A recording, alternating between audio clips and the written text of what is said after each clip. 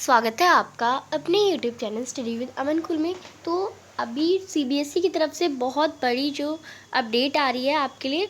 तो इस बार इस साल से 2023-24 जो आपका सेशन का इस साल के बच्चे जो 10वीं का बोर्ड देंगे, जो 12वीं का बोर्ड देंगे, उनके साल में 2 बार होंगी बोर्ड की परीक्षा। और ये जो बोर्ड की परीक्षा होंगी वो टर्म वाइज नहीं होंगी कि आपका टर्म 1 में एक एग्ज़ाम हो गया बोर्ड का और एक टर्म 2 में हो गया। आपका ऐसा नहीं होगा। आपका जो बोर्ड की परीक्षा होंगी वो 2 बार होंगी, यानी सिलेबस तो पूरा आएगा और आपको उस सिलेबस को एक बार पेपर देना है और फिर एक और बार पेपर देना है, और दोनों में से जिसमें से बेस्ट स्कोर आएगा, अगर आपने हिंदी का 2 बार एग्ज़ाम दिया और एक में आपकी 94 आ गए, एक में 95 आ गए, तो 95 वाला जो अगर आप इसे चुनना चाहते हैं तो आप इसे चुन सकते हैं। तो जो बेस्ट होंगे वो नंबर आपके लगेंगे और 2 बार आपकी बोर्ड की परीक्षा होगी। 11th-12th में काफ़ी चेंजेस आए हैं इस बार। 11वीं-12वीं के बच्चों के लिए ये ऐसा करा है और ऐसा क्यों करा गया है, क्योंकि ये आपका नया करिकुलम फ्रेमवर्क है। अभी आपने नई शिक्षा नीति के बारे में सुना होगा। 10वीं के बोर्ड भी हट जाएंगे और ये 12वीं से ही स्टार्ट हो जाएगा फिर। और ये इसलिए है क्योंकि अगर आपका एक बोर्ड एग्ज़ाम होता था, अगर आपका यहाँ पे मान लो साइंस का बोर्ड का एग्ज़ाम है, तो आप एक दिन के लिए पढ़ने के लिए रट्टा मार के कैसे ना कैसे चले जाते थे।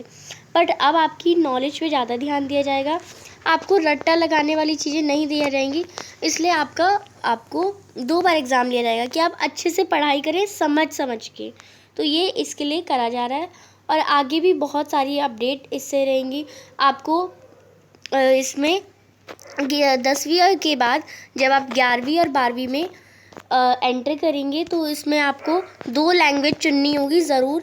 एक लैंग्वेज आपकी भारतीय होनी चाहिए। भारतीय जैसे अगर आपकी हिंदी लैंग्वेज है तो आप एक हिंदी लैंग्वेज पढ़नी होगी आपको। अगर आपके पास अभी 2 लैंग्वेज है, हिंदी और इंग्लिश, तो ये लैंग्वेज 2 पढ़नी ज़रूरी है, कंपलसरी हो जाएगी। अब अगर आपके पास अभी एक ही लैंग्वेज है तो आपको एक और मिल जाएगी, आपको वो भी पढ़नी होगी। तो 2 लैंग्वेज आपको पढ़ना होगा।